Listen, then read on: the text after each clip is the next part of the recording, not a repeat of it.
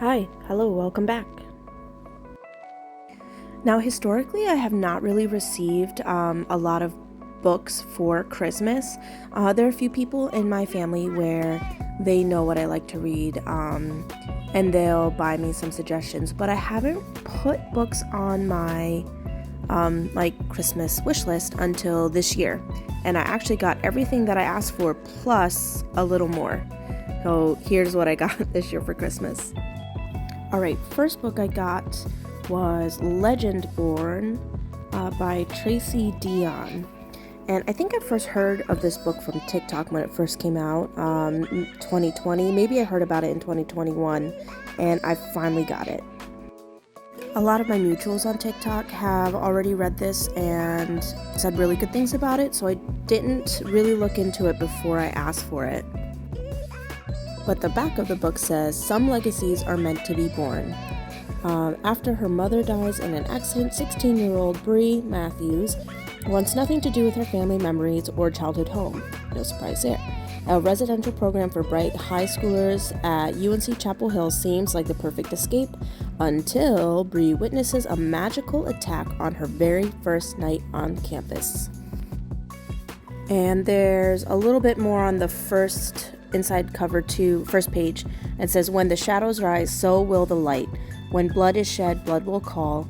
By the king's table for the order's might, by our eternal oaths, the line is law.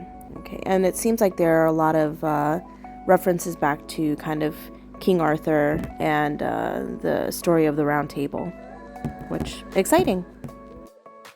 Okay, so the second book I got, I'm not 100% sold on. I got Fourth Wing by Rebecca Yarros, another TikTok suggestion.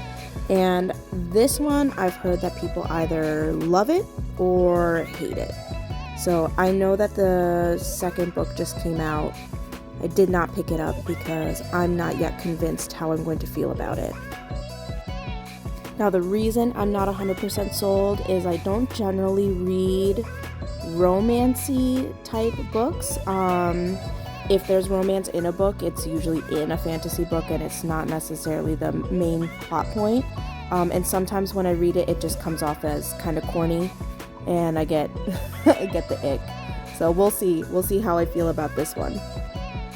For this one, the back cover says, a dragon without its rider is a tragedy. A rider without their dragon is dead. Front flap says, enter the brutal and elite world of a war college for dragon riders, from New York Times bestselling author Rebecca Yarros. 20-year-old Violet Sorengale was supposed to enter the scribe quadrant, living a quiet life amongst books and history. That sounds like a dream. Now, the commanding general, also known as her tough-as-Talon's mother, yikes, has ordered Violet to join the hundreds of candidates striving to become the elite of Navarre dragon riders. Let's see, is there a glossary or like a pronunciation guide? This book does have maps, so that's nice. And there is no in-book pronunciation guide, so we're just gonna do our best with that one. Alright, next up is Daughter of the Moon Goddess by Su Lin Tan. And let me just say, first off, the artwork on the book is beautiful. The cover art is gorgeous. I'm usually a throw away the cover kind of girl, but I might keep this one. It's really pretty. Okay, and inside flap for this one says, an enthralling debut fantasy inspired by the legend of Chang'e, the Chinese moon goddess, in which a young woman's quest to free her mother sets her on a dangerous path and pits her against the most powerful immortal in the realm. Dun dun dun. Growing up on the moon, Xingyin is accustomed to solitude, unaware that she is being hidden from the feared celestial emperor who exiled her mother for stealing the elixir of immortality. A lot of mama drama in these books. Okay, so this book I didn't necessarily get for for Christmas, but it led to the purchase of 4 books that I got for Christmas. So let me just set the scene. I got The Shadow of the Gods by John Gwynne a while ago. I mean, it could have been even up to a year ago. I heard really good things about it. It looks really interesting. The back says, when the gods fought, it was a battle so savage they destroyed themselves, leaving nothing but their bones and the broken land of Vigrid in their wake. Now, as whispers of war echo over the fjords and across the plains, fate follows in the footsteps of 3 warriors: a huntress, a noblewoman, and a thrall, seeking retribution among the mercenaries known as the Bloodsworn. All 3 will change the course of the world as it once more falls under the shadow of the gods. Dun dun dun. Okay, so I got this book a while ago, and looking forward to it, but kind of wanted time to like sit down and really immerse myself. I didn't pick up any of the other books, but then this winter I've had a drama with my books. The drama being that there is a trilogy called, I believe it's the Silo trilogy, by Hugh Howey, and I picked up the first book over a decade ago. It might have been 12 years ago. I picked up the first book, read it. It was amazing, but also heartbreaking. So it took me a while to get to the second book. I bought the second book right away, but I wasn't quite ready to read the second book.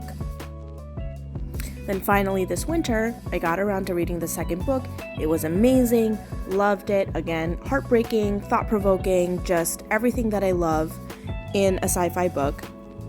Went out to go pick up the third book, and the cover art has completely changed. Not only has it changed, but the original cover art is not available. I looked online, I looked in a couple other places. If I buy it, it's used and it's pretty expensive. So now I have a problem. So I just kind of resolved to buying the third book in the new cover. I get home, I read the third book, and I want to put the first, second, and third book together, even though they're kind of a mismatched trio. But now I can't even find the first book. So now I have a missing first book. I have the old edition of the second book, and I have a new edition of the third book, and it drives me crazy. I think about, like, this is my current Roman Empire. I think about this multiple times a week, how this trilogy is just so mismatched on my shelf. And as I was, and I use this term very dramatically, spiraling, pseudo-spiraling about my mismatched covers, I went to Barnes & Noble with my husband, and I saw the rest of the John Gwynne books, the rest of The Shadow of the Gods, and then the other trilogy that he has, Ruin, Malice, and something else. And I was like, I just need to get them so that the covers all match. And I'm fairly certain that I'm going to really enjoy the series. I haven't heard really anything bad about it from any of the people who read similar books to myself and have the same or similar opinions. So I went ahead and just bought all 4 of them. And my husband bought them for me for Christmas. Yay!